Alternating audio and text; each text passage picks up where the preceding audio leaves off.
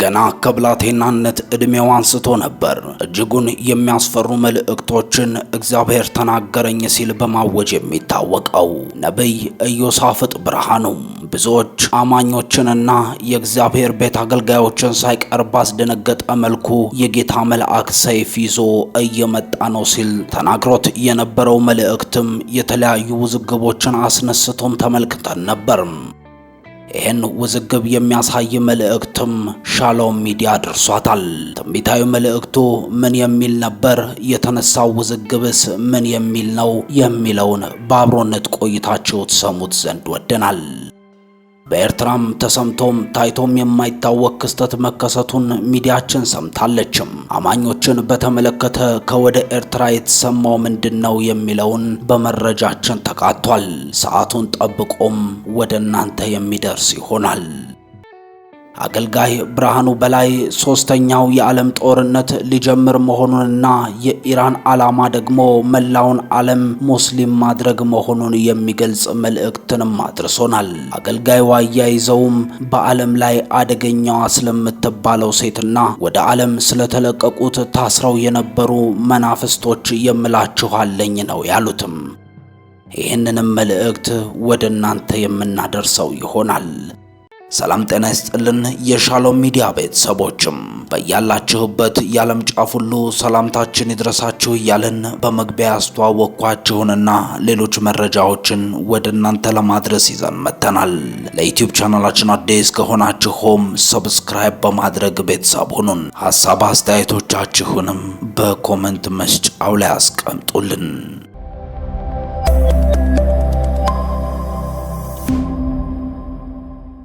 በቅድሚያ ስሙት ወዳልነው መረጃ ተሻገርኩኝ። እናንተ እኮ የቤተ ክርስቲያን አባቶች ናችሁ። የምትመሩት ሕዝብ ለፖሊስ ትብብር አለማድረጋችሁን ቢሰማ ሁላችሁንም እኮ ነው ወንጀለኛ የሚያደርጋል። እሺ አሁን እኛ ምንድነው የምናደርገው? እንደ ቤተ ክርስቲያን ይወስ ሻሎም ለዳዲ ህልም አይቻለሁ። ሳይተኛ ይምጣ ብለሃል። የታሰረ ጥቁር ውሻ እየጮኸብህ ታየዋለህ።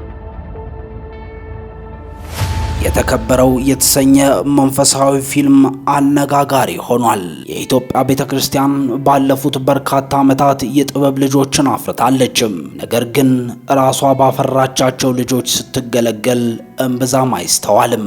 ይሄ ማለት ግን ጥቂት የሚባሉ የለፉ ወጣቶች ድካምና ማስቀረት አይደለም። በቤተ ክርስቲያንም የሥነ ጽሑፍና ድራማ አገልግሎት ከአገልግሎት ይልቅ የሌሎች አገልግሎቶች አጋዥና ማሟሟቂያ ሆኖ የበዓላት ማድመቂያ፣ የፕሮግራም ማስረዘሚያ ሲዳረግ እንጂ በትኩረት ሲሰራበት አይስተዋልም።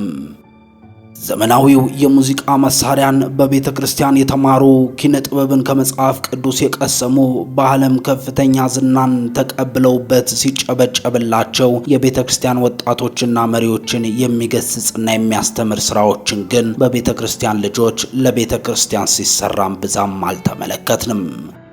ከጥቂት ጊዜያት በፊት ይህ ፊልም በተደጋጋሚ ሲተዋወቅ ተመልክተነዋል። እስክንመለከተውም ጓግተን ነበር ይላል መልእክቱን ያደረሰን ወንድማችን። በተለይ ከተሰጠው ርዕስ አንጻር ምን አይነት መልእክት ይዟል የሚለው ሐሳብ ገዝቶኝ ሰነበትኩኝ። የተከበረው የሚል ርዕስ ያለው ይህ ፊልም አንድ የተከበረ የቤተክርስቲያን መሪ ባስገድዶ በመድፈርና በግድያ ወንጀል ተከሶ ፍርድ ቤት ሲደርስ እንመለከታለን ያለን። የእግዚአብሔር አብሮነትና በእኛ የሚሰራው እስከምን ድረስ አብሮን እንደሚሄድ ማናወቀም።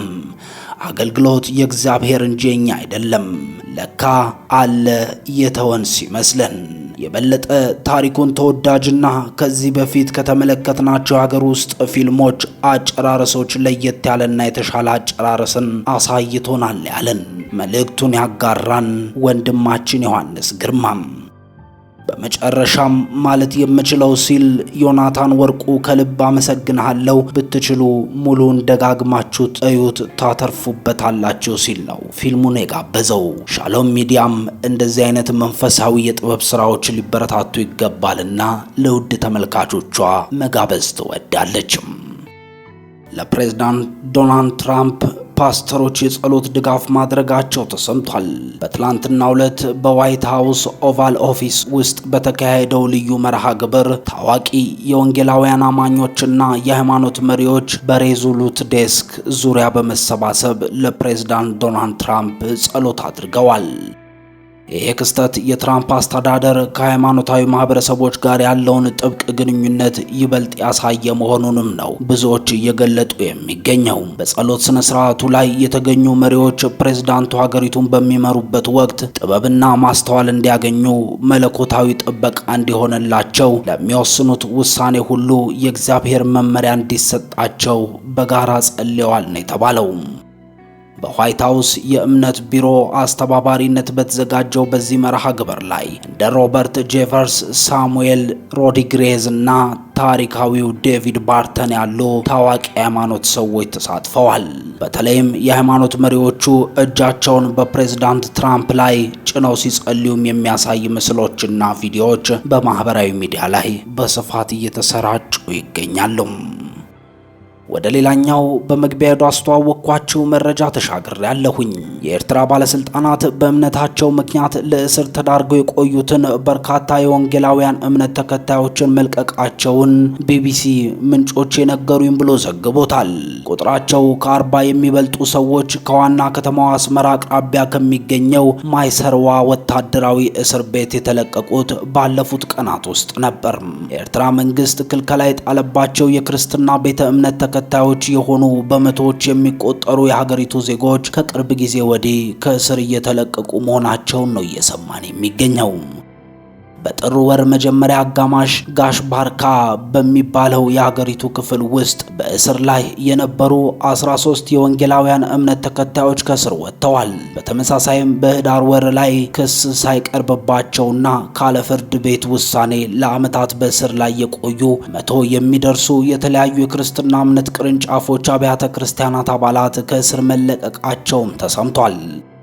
ባለፉት ወራት የኤርትራ መንግስት ከሃይማኖት ተከታዮች በተጨማሪ ለ18 ዓመታት በእስር ላይ የቆዩ ነጋዴዎችን፣ የጸጥታ ኃይል አባላትንና ሌሎችን ከማይስርዋ እስር ቤት መልቀቁም ተነግሯል። በቅርብ ከእስር ከተለቀቁ ሰዎች መካከል ሴቶች እንዲሁም ባልና ሚስቶች ጭምር እንደሚገኙ ምንጮቼ ነግረውኛል ነው ያለው ቢቢሲ።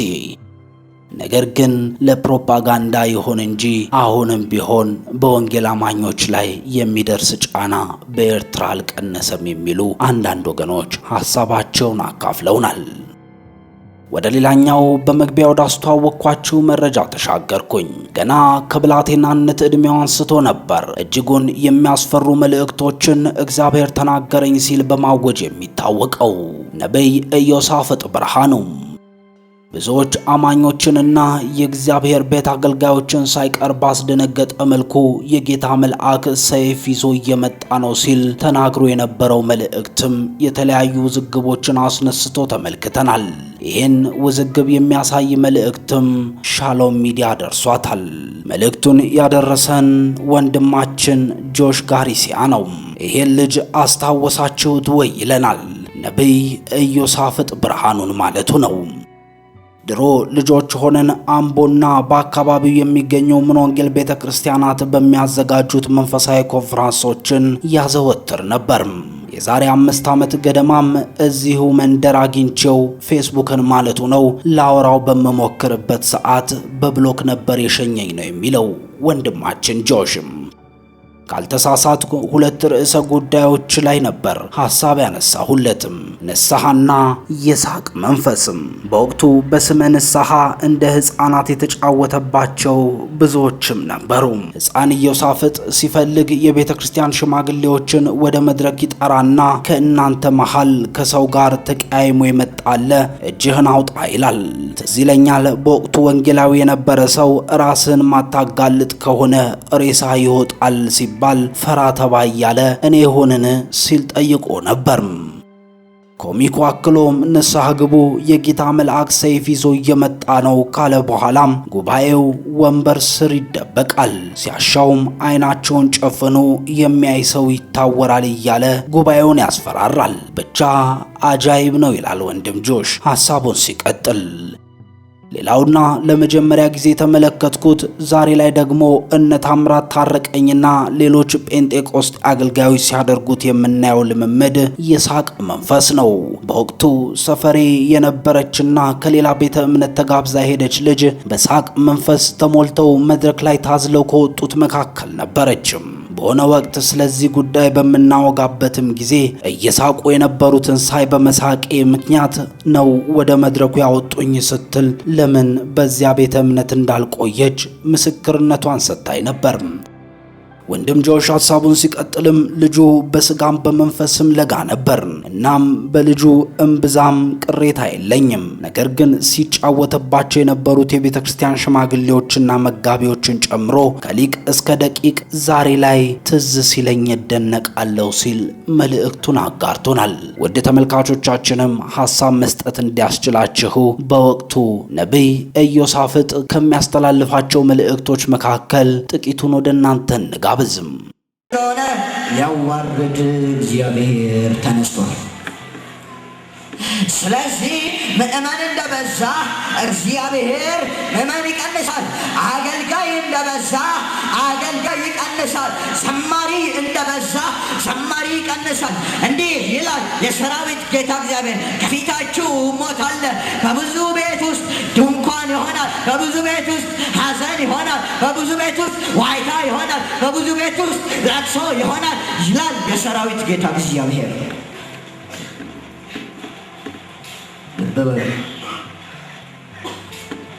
እያወራችሁ ያሏቸው ስለ እግዚአብሔር ክብር ነው። አልሰማችሁም? ልባችሁን አደረደናችሁ። እግዚአብሔር ብላቴኖችን አሁን ያስነሳል። ወንድሜ የእግዚአብሔር ክብር በእግዚአብሔር ቤት ላይ ስለሌለ ዛሬ እንደፈለግን ሆነናል። አሁን ግን ሩቅ አይደለም። የእግዚአብሔር ክብር ወደ ቤቱ ይመለሳል። የእግዚአብሔር ክብር ወደ ቤቱ ሲመለስ አጭበርባሪው አይዘምርም፣ አጭበርባሪው አይሰብክም፣ ተደባልቆ እንደፈለገ አይሆንም። እግዚአብሔር ብቻ መድረኩ ላይ ይነግሳል። እግዚአብሔር ብቻ መድረኩ ላይ ሆኖ ይናገራል። ስለዚህ ምራቷ የፊናስ ሚስት አርግዛ ነበር። የማን ሚስት? የሟች ሚስት። ፊናስና አፍኒን በአንድ ቀን ምናሉ? ሞቱ። የእግዚአብሔር መንፈስ ምናላቸው? ቀጣቸው። አገልጋይ ናቸው፣ ሰባኪዎች እኮ ናቸው፣ የካህን ልጅ ናቸው። እግዚአብሔር ከማን ይጀምራል? ከአገልጋዩ። እግዚአብሔር ከማን ይጀምራል? ከጴንጤው ልጅ። እነግርሃለሁ አሁን እንደፈለግን የምንሆንበት የእግዚአብሔር ክብር በእኛ መካከል ስለሌለ ነው። ነገር ግን ጴጥሮስ የእግዚአብሔር ክብር ከወደቀበት በኋላ መጡና እንደ ልማዳቸው ፈሪሳውያን እንደሚያታልሉት ሊያታልሉት በዚህ ያህል ነው እኮ የሸጥነው ቤቱን መሬቱን አሉት።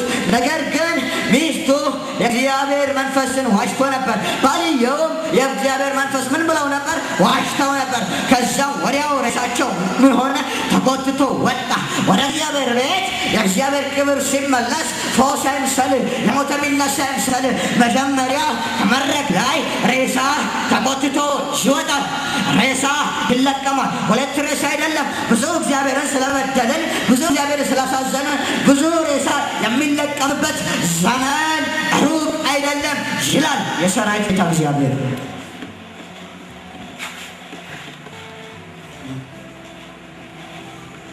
ልትወልድ በቀረበች ጊዜ ነው ባሏ ምራቷ ምን ያለው የሞተው።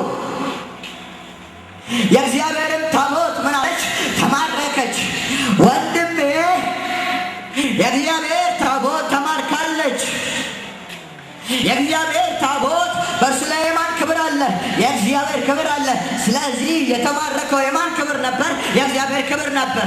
ታቦት ከእስራኤላውያን የለቀቀው ታቦቱ ብቻ አይደለም፣ አብሮ የነበረው የእግዚአብሔር ክብር ምን ብሎ ነበር? ለቆ ነበር። ከቤቱ ላይ የእግዚአብሔር ክብር ያለቀቀበት ዘመን ቢሆን ይሄ ዘመን ነው ለኃጢአት።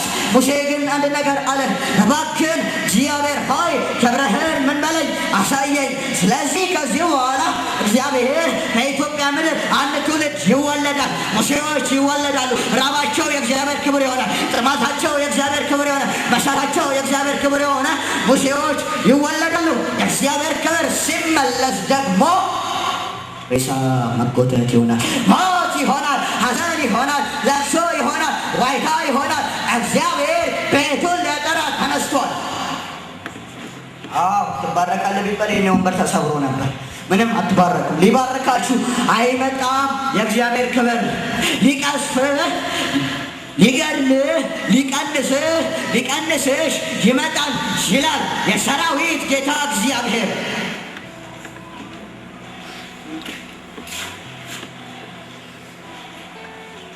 አማቷም ባሏም እንደ ሞቱ በሰማች ጊዜ ምጥ ደርሶባት ነበርና ተንበርክካ ልጇን ወለደች። መቼስ አሁን በእግዚአብሔር ቤት አጃቢዎች አሉ። አጃቢዎች የሚበተኑበት ሰዓት ነው። አጃቢዎች የሚበተኑበት ሰዓት ነው። እየከበቧት ነበር። ሴቶች ምን ብለዋት ነበር? ከቧት ነበር። ጓደኞቿ፣ ወዳጆቿ፣ እህቶቿም ሊሆን ይችላል። መጽሐፍ ቅዱስ በዝርዝር አይናገርም። ሴቶች ግን አንድ ነገር አለ። ደስ ይበልሽ፣ ባልሽ ስለሞትሽ ደስ ይበልሽ፣ ችግር የለም፣ አትዘኝ፣ አታልቅሽ፣ ወዮ አትበይ። የእግዚአብሔር ታቦት ስለተማረከ፣ ክብሩ ስለተማረከ፣ ክብሩ ከእግዚአብሔር ቤት ስለለቀቀ፣ ከእስራኤላውያን ስለለቀቀ ወዮ አትበይ፣ አታልቅሽ። ነገር ግን ምን ይበልሽ? ደስ ይበልሽ። ወንድ ልጅ ምን ብለሻል? ወልደሻልና። ደስ የሚያሰኝ ነገር አይደለም። ዛሬ ደስ ይበለን እያለን እንዘምራለን። ደስ የምንልበት ዘመን አይደለም፣ ወዮ የምንልበት ነው። ምክንያቱ እግዚአብሔር ቤት እግዚአብሔር ክብር ለቃለችና። ደስ ይበልሽ፣ ወንድ ልጅ ወልዶሻልና አትፍሪ አሏት። ደስ ይበልሽ፣ እልል በይ፣ አመስግኝ አምላክሽን። እግዚአብሔር የምስጋና ጊዜ አዘጋጂ። የዛሬ የምስጋና ጊዜ አዘጋጃ ብራዘር፣ የምስጋና ጊዜ የምናዘጋጅበት ሰዓት አይደለም፣ ወዮ የምንልበት በእግዚአብሔር ፊት የምናለቅስበት ሰዓት ነው።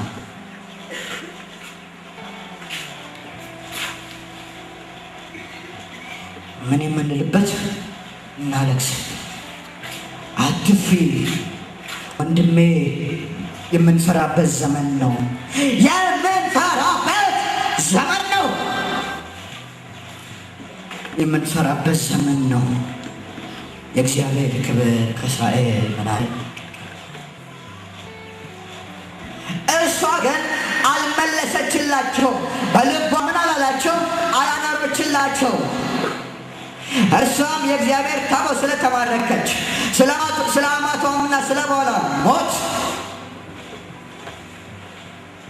ክብር ከእስራኤል ለቀቀ ስትል የሕፃኑን ስም ኢካቦድ አለችው። ዛሬ ኢካቦድ ነው። የእግዚአብሔር ክብር የለም። ከእስራኤል ከቤቱ፣ ከአገልጋዮቹ፣ ከባሪያዎቹ፣ ከወንጌላውያን፣ ከፓስተሩ፣ ከነቢያቱ የእግዚአብሔር ክብር ያለቀቀበት ሰዓት ነው። የእግዚአብሔር ክብር ሊመለስ ይገባል። ኢካቦድ ብለህ ስበክ ብሎኛል። በኢትዮጵያ ምድር የእግዚአብሔር ክብር የለም። ታምኑ ባታምኑ፣ ብትቀበልም አትቀበል ይችልን ተንበርክከን ዛሬ በእግዚአብሔር ፊት ደስ ከሚለን ከምንዘምር እልል ከምንል ወዮ ብለን ጮኸን የተወሰደው የእግዚአብሔር ክብር ሊመለስ ይገባል። ስሙ መሪዎች፣ ስሙ ወንጌላውያን፣ ስሙ ዘማሪዎች፣ ስሙ አገልጋዮች፣ ክብር ከእናንተ ለቋል። የእግዚአብሔር ክብር ለቋል። የእግዚአብሔር ክብር ለቋል። የእግዚአብሔር ክብር ለቋል። ዘጸአት ምዕራፍ 33 ከቁጥር 12 ጀምሮ ከቁጥር 17 ጀምሮ አነበዋለሁ። ዘጸአት ምዕራፍ 33 ከቁጥር 17 በጌታ ስም አነበዋለሁ። እግዚአብሔር ሙሴን በፊት ሞገስ ስላገኘህ በስምህ ስላወቅሁ ይህን ያልኸውን ነገር አደርጋለሁ አለው።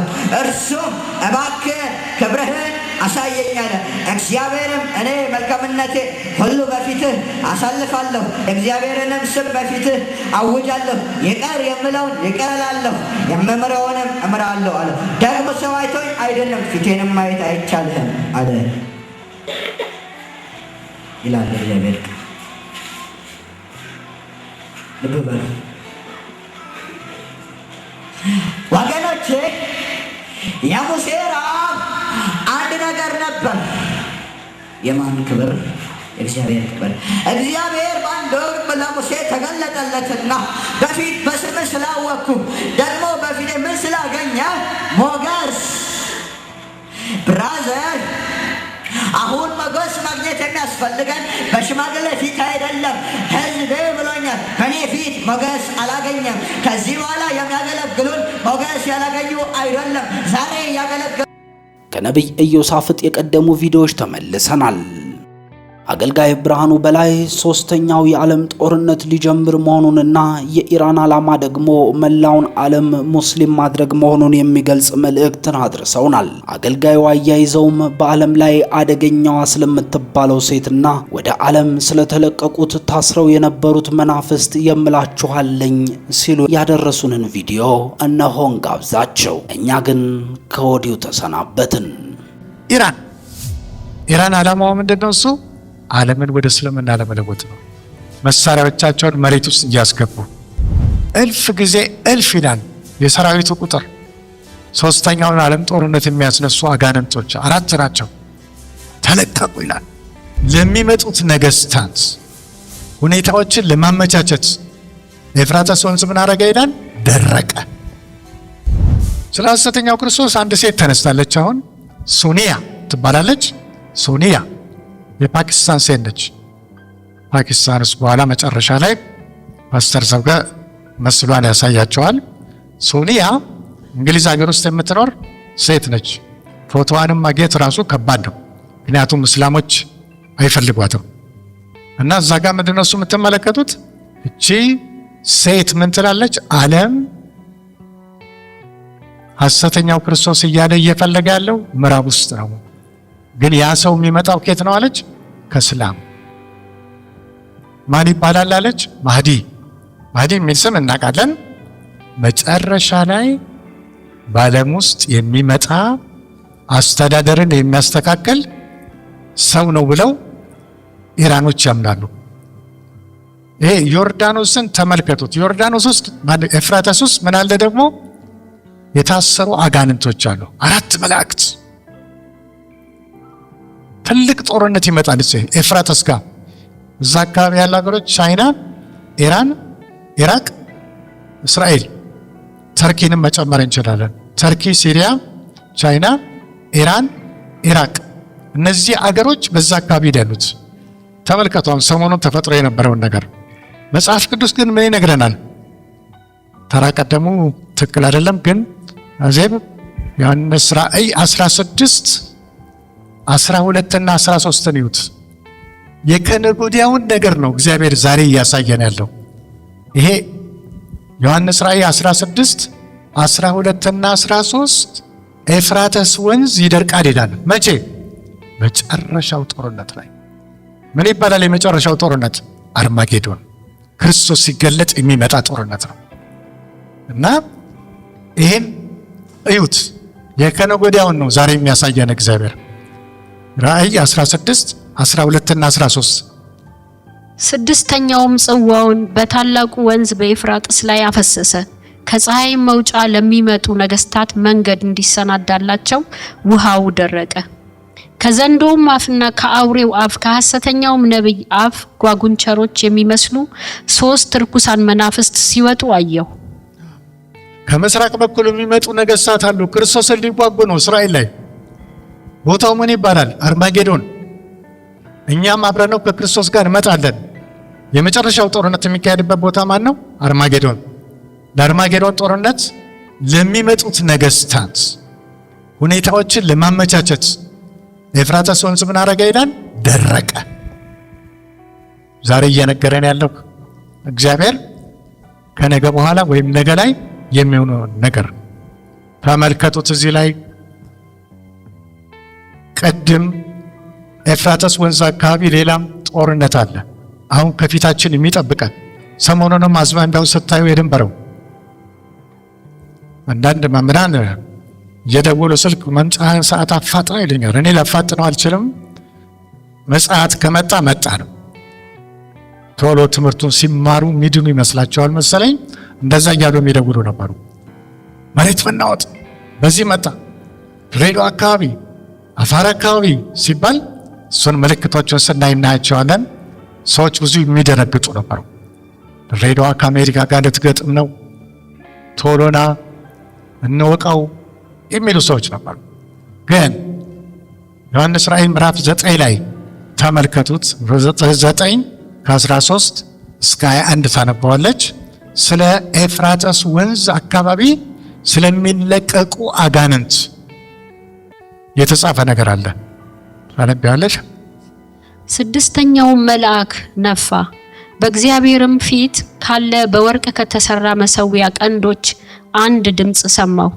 መለከትም ያለውን ስድስተኛውን መልአክ በታላቁ ወንዝ በኤፍራጥስ የታሰሩትን አራቱን መላእክት ፍታቸው አለ። የሰዎችንም ሲሶ እንዲገድል ለሰዓቱና ለቀኑ ለወሩም ለዓመቱም ተዘጋጅተው የነበሩ አራቱ መላእክት ተፈቱ። የፈረሰኞችም ጭፍራ ቁጥር እልፍ ጊዜ እልፍ እልፍ ጊዜ እልፍ ነበረ። ቁጥራቸውንም ሰማው። ፈረሶችና በእነርሱም ላይ የተቀመጡትን እንዲሁም በራእይ አየሁ። እሳትና ያክንት ዲንም የሚመስል ጥሩር ነበራቸው። የፈረሶቹም ራስ እንደ አንበሳ ራስ ነበረ። ካፋቸውም እሳትና ጢስ ዲንም ወጣ። ካፋቸውም በወጡት በእሳቱና በጢሱ በዲኑም በእነዚህ 3 መቅሰፍቶች የሰዎቹ ሲሶ ተገደለ። የፈረሶቹ ስልጣን በአፋቸውና በጅራታቸው ነውና ጅራታቸው እባብን ይመስላልና ራስም አላቸው፣ በእርሱም ይጎዳሉ። በእነዚህም መቅሰፍቶች ያልተጎዱት የቀሩት ሰዎች ለአጋንንትና ያዩ ወይም ይሰሙ ወይም ይሄዱ ዘንድ ለማይችሉ ከወርቅና ከብር ከናስም ከድንጋይም ከእንጨትም ለተሰሩ ለጣዖቶች እንዳይሰግዱ ስለ እጃቸው ስራ ንስሐ አልገቡም። ስለ መግደላቸውም ቢሆን ወይም ስለ አስማታቸው ወይም ስለ ዝሙታቸው ወይም ስለ ስርቆታቸው ንስሐ አልገቡም። ይህ ሰሞኑን ያየነው ጦርነት ኢራንና እስራኤል መሃል ነው። ቅድም እንደተናገርኩት ኤፍራጥስ ወንዝ የሚገኙ ሀገሮች አብዛኞቹ ሙስሊም ሀገሮች ናቸው። ቻይናም እዛ አካባቢ ያለች። እልፍ ጊዜ እልፍ ይላል የሰራዊቱ ቁጥር። ሶስተኛውን ዓለም ጦርነት የሚያስነሱ አጋንንቶች 4 ናቸው። ተለቀቁ ይላል። ይሄ ቁጣ ነው የእግዚአብሔር። ህዝቡን ምን ያደርጋሉ? ያነሳሳሉ ለጦርነት። በዓለም ውስጥ የነበረውን ህዝብ ምን አደረጉት? ሲሶ ገደሉ ይላል። ሲሶ አሁን 8 ቢሊዮን ቢሆን ሲሶ የ8 ቢሊዮን 3 ኦልሞስት 3 ቢሊዮን ህዝብ ያልቃል ማለት ነው በጦርነት። ይሄ ኒውክሌር ጦርነት። አሁን ሰሞኑን በተካሄደው ጦርነት ብዙ ነገሮች ለማየት ተችሏል። ኢራን ዓላማዋ ምንድነው? እሱ ዓለምን ወደ እስልምና ለመለወጥ ነው። ምን አለ መሪዋ? እኔ ትልቁ ዓላማዬ ዓለምን አንድ የሚያደርግ ንጉስ ይነሳል፣ የእሱን አገዛዝ እንዲመጣ ማፋጠን ነው አለ። ማን ይባላል ያ ሰውዬ? ማህዲ ማለት ዓለምን መጨረሻ ላይ መጥቶ ፍትህ የሚያመጣ መልካም የሆነ ሰው ብለው ሺያቶች ያምናሉ። ሺያ ቢለው ቃል 2 አይነት እስልምና አለ። ሺያ የሚባሉት ምን ያምናሉ? የአላህ እግዚአብሔር ማለታቸው ነው። ትክክለኛው ነብይ አሊ የሚባል ነበር ይላሉ። አሊ የሚባል መሐመድ ያሳደገው ልጅ ነው። ግን ጅብሪል ገብርኤል ማለት ነው ተሳስቶ ራእዩን ለማሰጠው ይላሉ ለመሐመድ። ስለዚህ ትክክለኛው የአላህ ነብይ ማን ነው? አሊ። ሱኒ የሚባሉ ደግሞ አሉ ሌሎች። አብዛኞቹ እስላሞች ሱኒ ነው SUNNI። እነሱ ደግሞ ምን ብለው ያምናሉ? ትክክለኛው የእግዚአብሔር ነብይ ወይም የአላህ ነብይ መሐመድ ነው። ጅብሪልም በትክክል ራእዩን ለመሐመድ ሰጥቶታል ብለው ያምናሉ። ሺያ የሚባሉት ኢራን ጥቂቶች ናቸው። ሱኒ አብዛኞቹ የሙስሊም ተከታዮች ናቸው። አንድ ወቅት ማህዲ መጣ ተብሎ ሳውዲ አረቢያ መስጊድ ውስጥ ከፍተኛ ግርግር ተፈጥሮ ነበር። እንዳይገድሉት ከሰማይ ወረድኩ አለ። እንዳይገድሉት ሰው መግደል፣ ዝንብም ብታርፈባችሁ መግደል ክልክል ነው። እንደምንም አድርገው የተለያዩ ጋዞችን በመጠቀም እነዛን ሰዎች ይዘዋቸው ነበር። የዛን ጊዜ ከሰማይ ወረደ ነው የሚሉት። ስለዚህ ያቺ ቅድም ያልኳት ሴት ሶኒያ የምትባለው በኋላ ምስሏን ታያላችሁ። እሷ የምትለው ምንድን ነው? እሱ አውሮፓያኖች መጽሐፍ ቅዱሳቸውን በደንብ አላወቁትም። ለወደፊት ክርስትናን የሚያጠፋ አንገት የሚቆርጥ የእስልምና ሕግ ብቻ ነው ትላለች። ስለዚህ አንገት የሚቆረጠው በእስልምና ብቻ ነው። ስለዚህ ያ ሰው የሚመጣው ከእስላሙ ዓለም ነው ትላለች። ደም የተመለከትናት እስላም ሴት ነች። አያቶላ አሊ ሆሜኒ ይባላል። ያው የኢራን መሪ፣ የኢራኑ ገዢ። አሁን መሳሪያቸውን አይታቸዋል። ጦርነቱ ላይ በጣም አደገኞች ናቸው። መሬት ውስጥ ምን ያደርጋሉ? የሚተክሏቸው ነገሮች አሉ። መሳሪያዎቻቸውን መሬት ውስጥ እያስገቡ አሁን ትልቁ የምናየው ምንድነው? እሱ መሳሪያዎችም አሏቸው ኢራኖች እንደውም መሳሪያቸውን በእኛም አቅጣጫ ለመተኮስ የሚቃጡበት ጊዜ ነበር። ጅቡቲን ለማግኘት ስንት ጊዜ ጦርነት ሲኖር አንድ ሀገርና አንድ ሀገር ሲወጋ እኛ ደህና ነን ማለት አንችልም። የአሁኖቹ የጦርነት መሳሪያዎች አሜሪካ ኢትዮጵያ ማጥቃት ከፈለገች ከአሜሪካ ኒውክሌር መሳይል ብትተኩስ ኢትዮጵያ ላይ ቀጥታ ማረፍ ይችላል። ስለዚህ ሞት በምን መንገድ እንደሚመጣ አናውቅም። ኢራኖች እንደውም ምናልባት ጅቡቲ ጋር ከተኮሱ ኢትዮጵያንም ነካ ለማድረግ ይፈልገው ነበርና ስጋት ነበረኝ ነኝ እና ጦርነት ባላሰብነው ባልጠበቅነው ሰዓት ይመጣል። ብዙ አይነት መሳሪያዎች አሉ። የሰው ልጅ በመሳሪያ በኩል በጣም ገፍቷል።